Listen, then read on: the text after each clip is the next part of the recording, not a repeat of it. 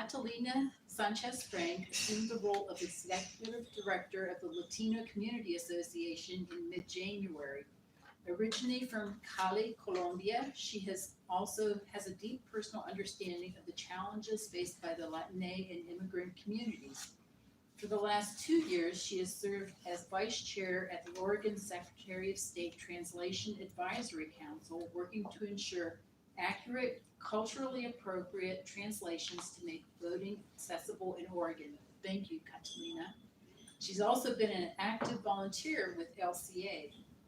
Catalina has been a steadfast supporter of LCA's mission for years, volunteering in programs and championing the organization's work.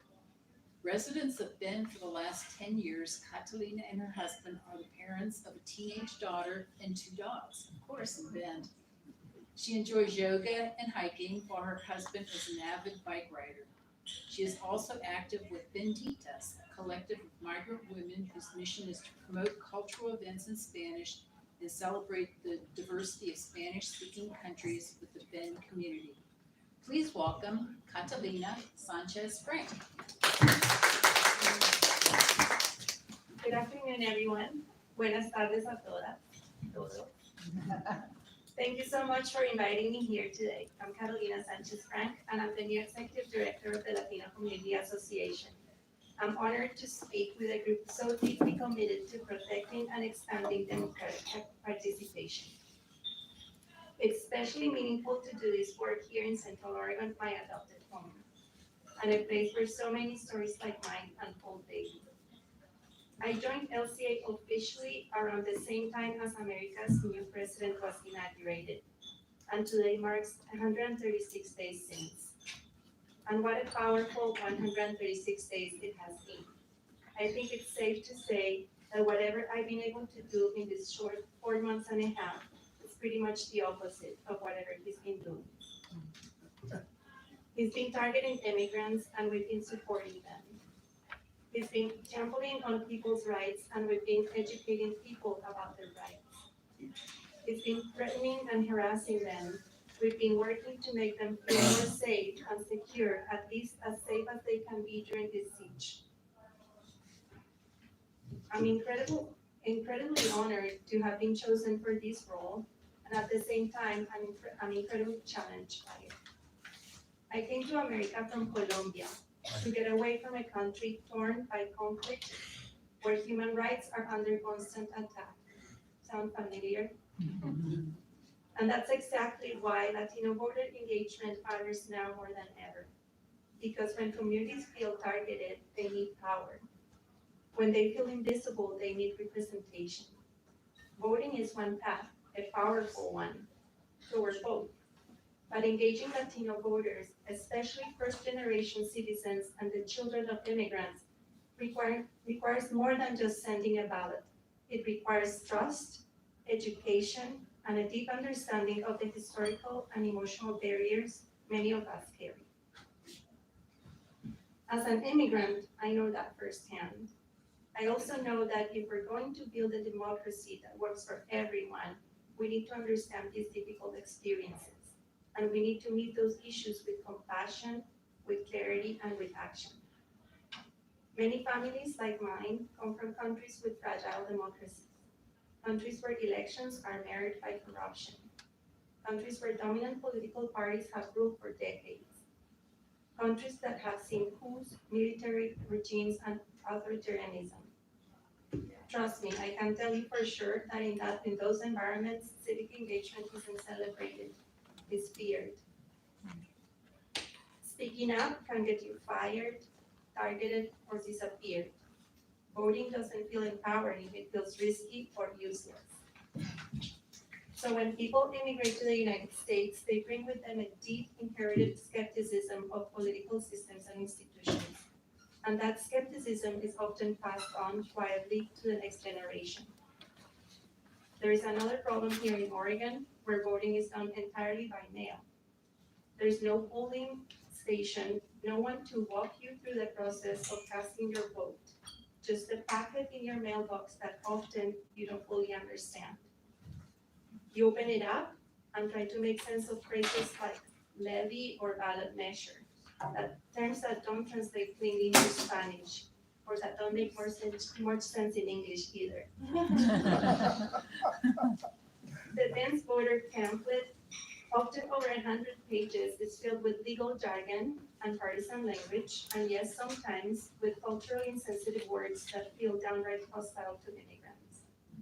All of this combines to reinforce a feeling many already carry, that the system isn't for us, that our voice doesn't count, that participating is confusing at best and suspect at worst. Even when voting materials are translating into Spanish, we're still missing a key reality. Many people are bilingual but not biliterate. They may speak Spanish fluently, but that doesn't mean they're comfortable reading a multi-page government document in either Spanish or English. This is a major, often invisible barrier, and one we don't talk about enough. That is why at the Latino Community Association, we work to go beyond translation. We work to build trust. We explain. We meet people in places where they already feel safe, in ESL classes, in family resource night, at schools, in mercados, in their churches. We build the relationships that make people feel seen, not just as a recipient of services, but as a neighbor and as a citizen with a voice that deserves to be heard. This year, LCA is celebrating our 25th year anniversary. For 2.5 decades, we've been standing alongside Latino families, helping them navigate systems, find their strengths, and step into power. From English classes and workforce readiness to youth mentorship and family support, everything we do is rooted in the belief that people thrive when they feel they belong. And in 2024, we launched something I'm incredibly proud of, Immigration Legal Services. We now help families take that final powerful step towards US citizenship, and with it toward full civic participation. Because let's be clear, citizenship is more than a legal status, it's a door, it's a turning point. For many, it's the first time they truly feel they belong, the first time that they believe they deserve to be heard. So yes, despite of all these barriers, Latino voters are not disengaged. We pay attention. We care about what's happening in our communities. What we feel is a lack of motivation, it's lack of clarity, and it's access. It's someone willing to say, let me walk you through this. This is where each and every one of us comes in. Because if we want a stronger, more inclusive democracy, we can't just focus on removing barriers. We need to build new bridges. And that means investing in youth. It means investing in civic education into high schools and colleges, yes, but also into parenting groups, church groups, community centers. It means starting earlier and staying consistent. We need to encourage young Latinos to see themselves not only as voters, but as leaders. We need them to serve on student councils, neighborhood associations, city commissions, school boards, and yes, we need them running for office. That's because representation doesn't just reflect our democracy, it reshapes it. Representation builds new trust, new hope, and representation will create new generations of civic engagement and new generations of leaders. So here's my call of action for all of us today. Who are you mentoring? Who are you inviting to this work? Whose leadership are you backing? We can't build trust with a pamphlet or a slogan. We can build it with time, with presence, and with purpose. I invite you all to join me in this critical effort. The future of our democracy depends on it. Thank you.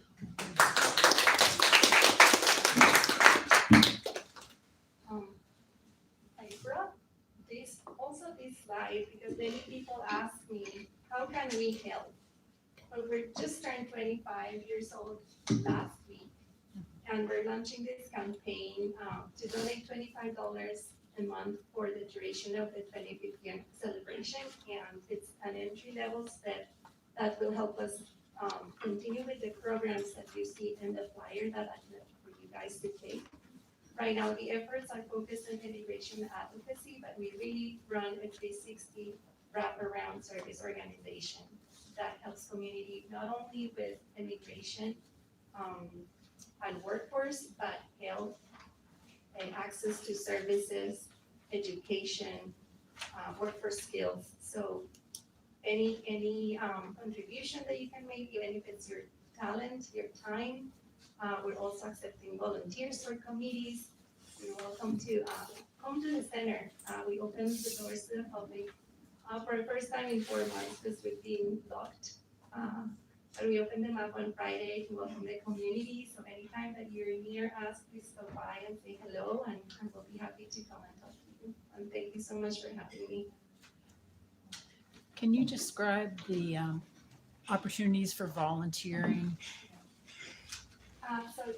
Volunteering is easy with us. You don't have to speak Spanish to volunteer. There's many other jobs that you can help with. If you go to our website and go to the volunteer site, then enter your information. There is a questionnaire that we ask each one of you, what would you want to do? Where do you feel that you can contribute? We have English tutors, for example, or I love what you said, Karen, about teaching others how to do voting registration. That to me is coming to us to teach us how we can change our future. So there is recently for our events, we needed people helping move tables around, to cleaning around the office. So there's a breadth of options to participate. Is the volunteering in Redmond and Bend or just in Bend? Good question. We have 4 offices in Central Oregon, then Redmond, Madras, and Pineville. So yeah, we have the regional organization.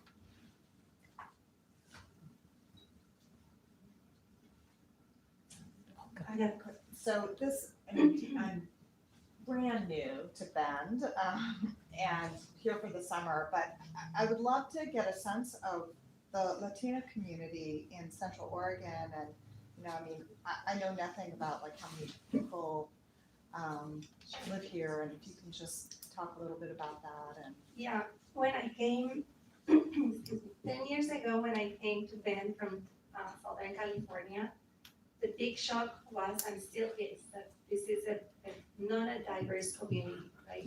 So 10 years ago, there were 8% of us here. Now we're 12%. So we're we're a fast growing community. The majority of us are born here. That's something that people don't necessarily know, that we, our children, we have families that are 3, 4, 5 kids, so it's a growing population of young future voters, for example. Everyone pretty much associates the Latino community with new immigrants, and we do get a lot of newcomers, and especially the last couple years, we've seen an influx of people from other countries. The big makeup is probably Mexico and Salvador, but in the last 10 years that I've been here, now there's representation from every country in Latin America. I know people from Bolivia, Chile, Argentina, Paraguay, Colombia. So it's getting more and more diverse. We all speak Spanish, but there's some of us that speak indigenous languages. And through the Latino community, we offer service to reach those population of indigenous people native to certain regions in Central America and Mexico that don't have Spanish as their first language. The majority of that population works the lands in agriculture and farming. And another interesting piece of data that I recently learned, because we're working on a project to honor those very first comers to the region in the 1940s, is that people were voting as braceros who worked the land. And there were fields and fields of potatoes in Redmond, and that's what they were brought in to do. And that program existed from the 40s to the 70s. And then it was ended, and that's part of the investigation we're doing with the Deschutes Historic Society to find out what happened to them. The majority of them went to other cities like Culver, Madras, or the Valley. But that was like the initial settlement of Latinos, where those were the trailblazers of where we are today.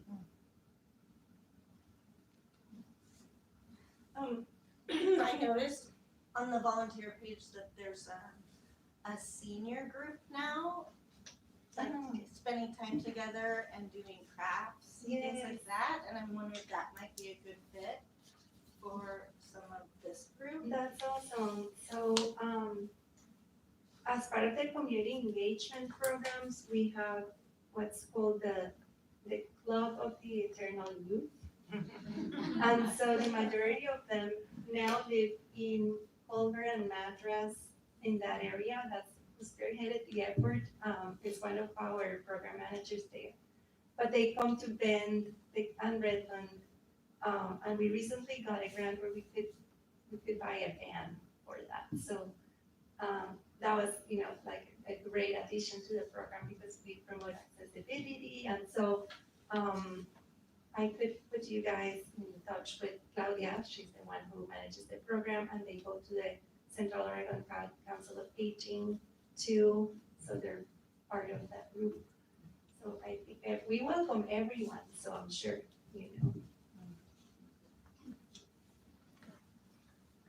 Yeah, you probably hear from a lot of your members of the group, the successors or not success that they have in getting a job. And I don't know the group, I don't know the people in it, but I'm wondering because there are so few in this major area of Bend, which is not has people of color in it, or other people who use just only the English language. If people have difficulty or complain to you about having difficulty in getting a job or being able to keep a job or being able to be considered seriously for a job, is that a special issue? Or how is that in Bend from your experience? so in Central Oregon, so I'm gonna tell you the before and after, maybe. Before the recent change in administration, there were temporary protected status that was granted to immigrants who were in danger in their countries of origin, and that came with a working permit. For the last 2 years, immigrants that were newcomers likely were protected by that or by the possibility to apply for asylum, which eventually leads to the path of getting a working permit and then a permanent stay. So those are paths towards citizenship, right? In a way. That's changed. The new administration put a stop to those programs. So many people have to voluntarily return to their countries, Oh, yeah. or they choose to stay. We don't know, it's up to them.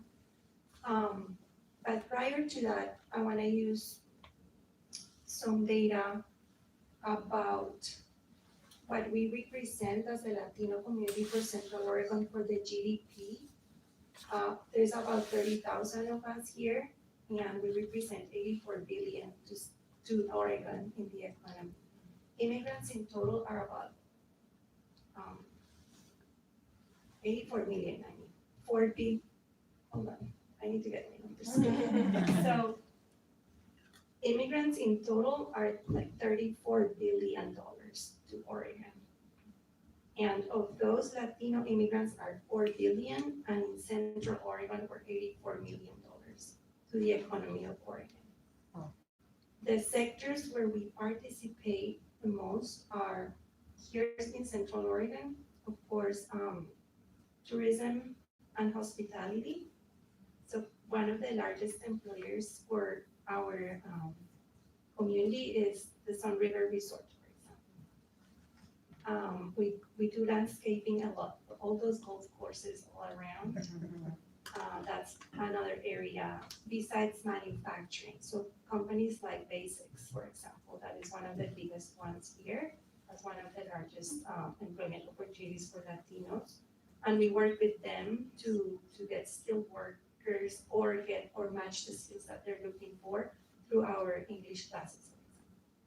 So yes, it is difficult to find opportunities for permanent residents through work, but I think the issue has more to do with the need for immigration reform. because they're tied.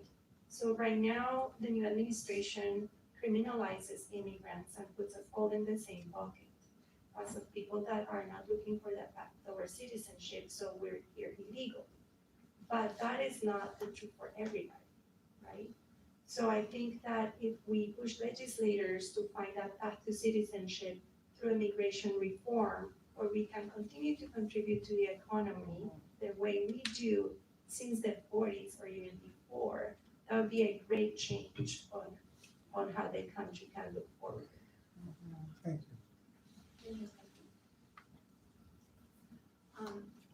What is your, I don't wanna make an unfair question. What is your relationship with the county government, with the city of Bend, the governments? What kind of relationships do you have? Actually, very good. They've been very supportive of the Latino Community Association because of the sanctuary promise in Oregon, one, which essentially says that law enforcement cannot interfere or help ICE to go after anyone, right? So they've been, from the very beginning, they've been very friendly to us, saying that they abide the promise. That's they cannot interfere either way either. So they cannot support ICE or get, or side with us, but they're not gonna interfere for a detention or reporting anyone to be, to go to ICE, right? So that's one. Now, there was something that happened at the beginning of the year too with the county commissioners, where they ended the Diversity, Equity and Inclusion Committee, which is an important voice of representation for minorities, right? However, I can tell you that I have a very good relationship, LCA has a very good relationship with Tony DeBone, for example. Wow. He came on Friday to I invited him personally because I gotten to know him. I met with him in Washington DC, and we started talking about any questions he had, and it was a very candid and honest conversation. Being a Colombian, I'm very direct the way I talk, so I'm gonna say anything that I think, and I have no reservation to sharing with him, even though I know how big of a politician he is. But we met in common ground, and so I think that if we do find those commonalities that we have, because at the end we're all living here, this we call Central Oregon home. We are neighbors. We go to school together. We work together, right? If we can find those commonalities, then don't be divided. Work together for for the same values that we carry as families that are contributing to the region. Now, there are other things that are happening, such as things of people pretending to be law enforcement, and when you have that look and feel of a law enforcement officer, it's ICE, and so they're installing a lot of fear in our community, but they're not the law enforcement or the city or sheriffs or state. It's other citizens that have taken it on their own to go after immigrants. Karen? Yeah, you were mentioning the barriers that people have to voting, even if they are registered to vote. Do you have ideas or thoughts about strategies to help overcome some of those barriers so that voting and the voter's pamphlet are more understandable? I know you worked on translations, but do you have any other ideas? So part of our, my job that I'm giving up at the end of my term, I've been working with Secretary of State for 3 years as a volunteer in the council. I'm the vice chair of the Translation Council for election materials. So part of what we did too was create kits for outreach in 14 languages that are now growing to 22 or 25 languages. So just that fact of stepping into translating and having the council monitor what is being translated, we found in a lot of places, especially on measures, that the candidates are the ones providing the translation, that they would not match the English. Oh. So as the council, our responsibility was to flag those errors and send it back with, the correct translation. So that was an initiative that went beyond translation and then started looking at how to outreach for our communities. So within the Secretary of State, we found that each ethnic group has preferred media or social media outlets that they consider to be a truthful resource, right? So one recommendation is perhaps if you're looking to reach out to Latino voters or the Latino audience, if you come to the Latino Community Association, we're gonna tell you exactly who you can go to, like La Bronca Radio, or use Latino Community has 5,000 followers on Facebook. So there are ways and that might not work for the Russian community, right? Russian community, they usually do more on a special like social, so like a messenger app that is very specific to our community that I was not aware of as a Latino, a Spanish speaking person, for example. So tailoring your messaging and making sure that those channels are used when you're trying to reach those communities is super important.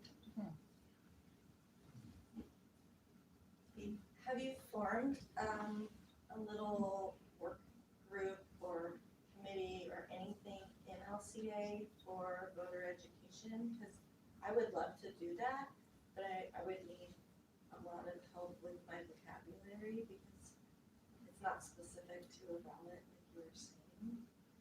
But I'm willing to head that up or be part of it. So I can't wait to finish up translating the civic engagement.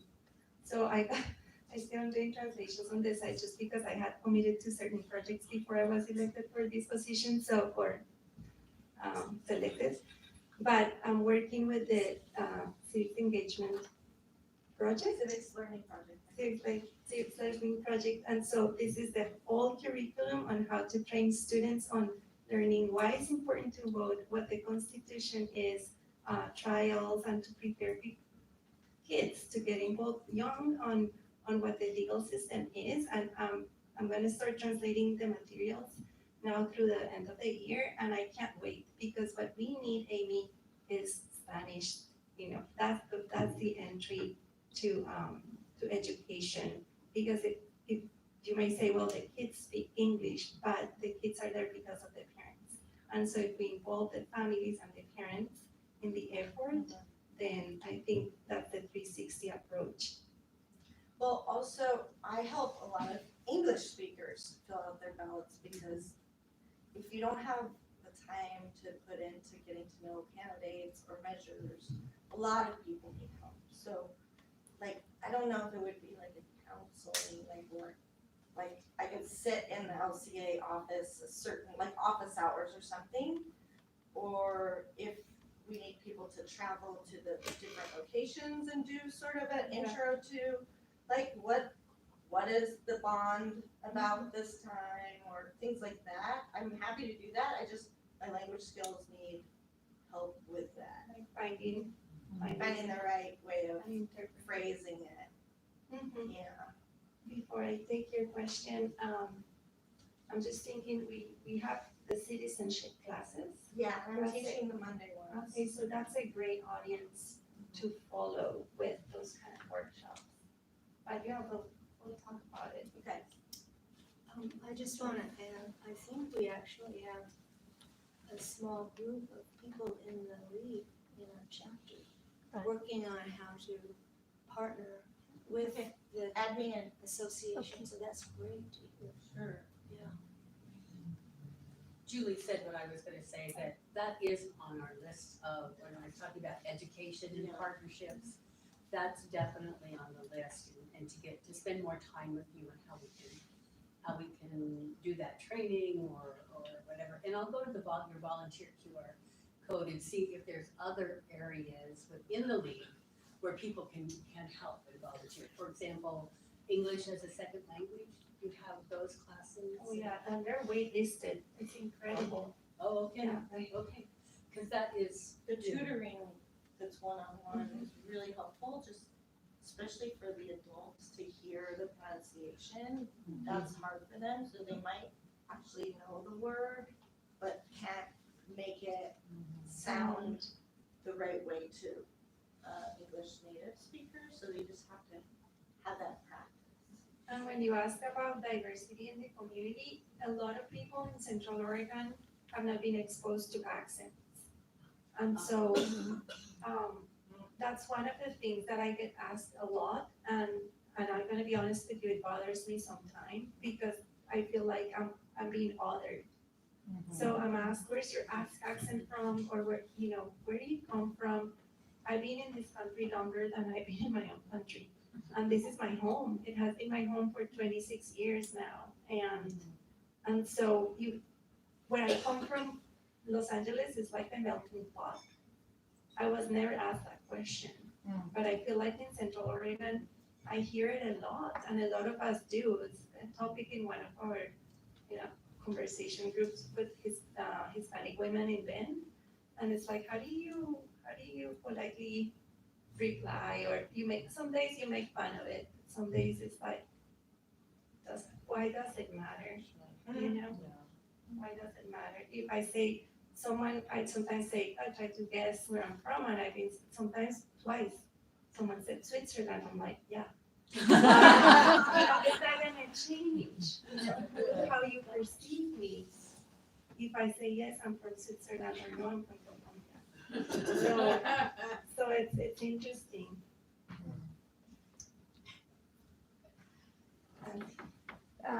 Maybe you could explain about how Spanish people, you don't have to use the correct word to translate something, but you could just explain it.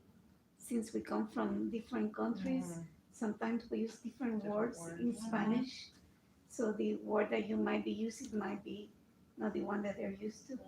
So it's better just to explain what it means, not find the right word. Yeah, I would say, of course, simple, plain language, and if you were talking to a fifth grader or so, because most of the people, if they have elementary school, for example, not all of us do, right? But the problem with that is when you write things for people, and then all of a sudden, one pager becomes a 3-pager because you're trying to explain everything that you're saying. So, but yeah, communicating is interesting, right? It's just, again, I go back to, if you find what is common between us, between the two people engaged, then you're gonna develop that relationship of trust, and trust is very important. That's why I invite everybody to come, see the building, and try and meet with us, and start developing those partnerships from the bottom up. A lot of people always come and here's a flyer, can you pass it around, we're having this event. Really, no, right? Come see, if what you're promoting fits our organization, and how can we support you, rather than just, pass a flyer to see if we can get some Latinos in, so it's a work in progress.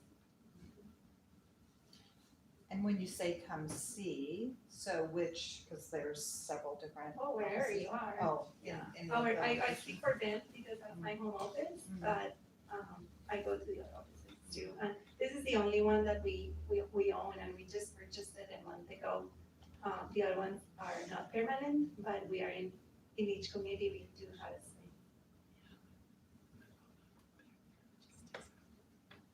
I heard that you had a fabulous fundraiser.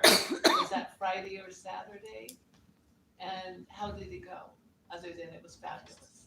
It was fabulous, but it wasn't a fundraiser. It was our kickoff to the 25th year anniversary.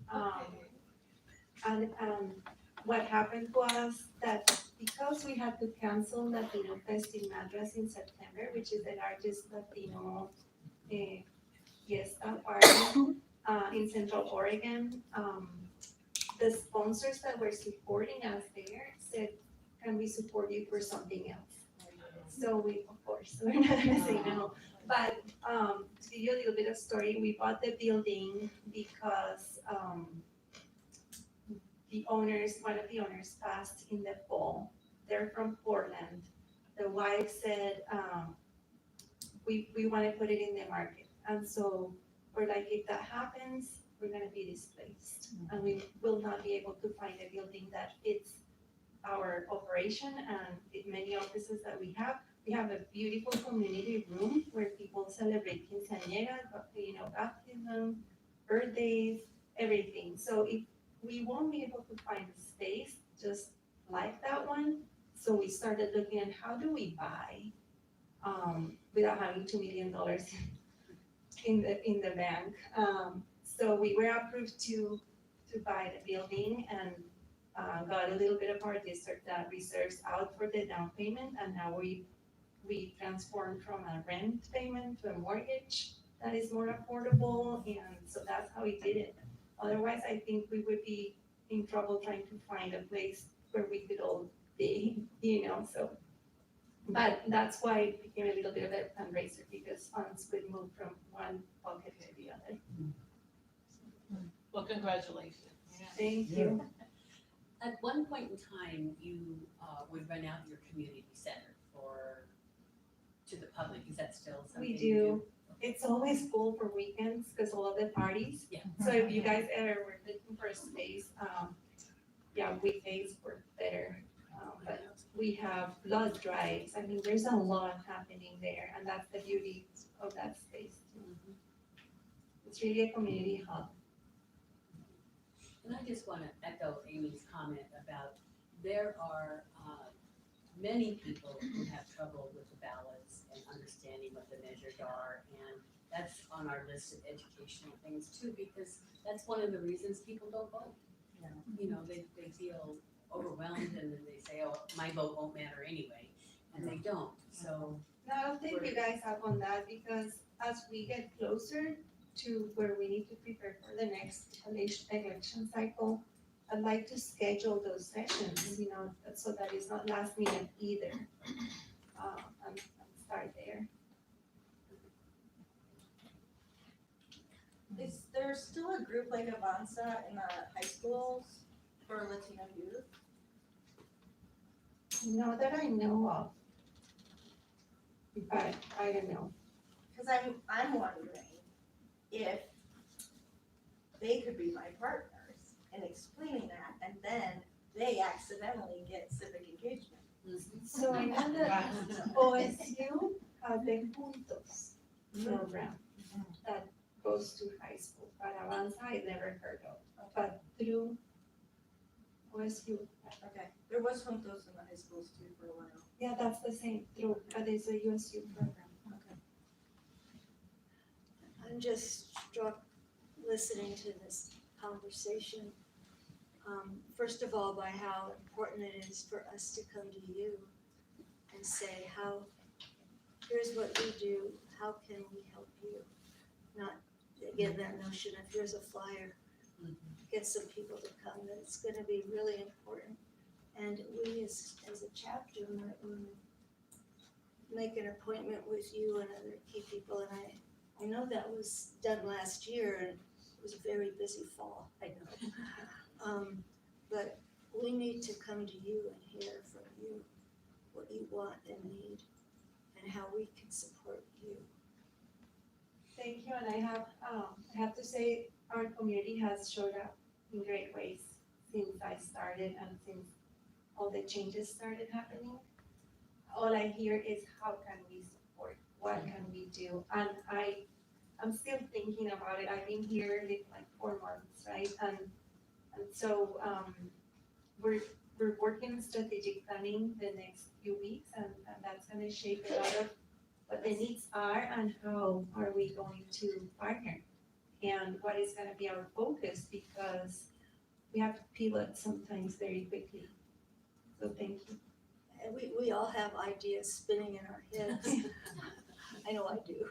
But again, and probably especially once your strategic planning is done, I hope we can get together our chapter with you and hear from you. Yeah, I appreciate the intention. Thank you.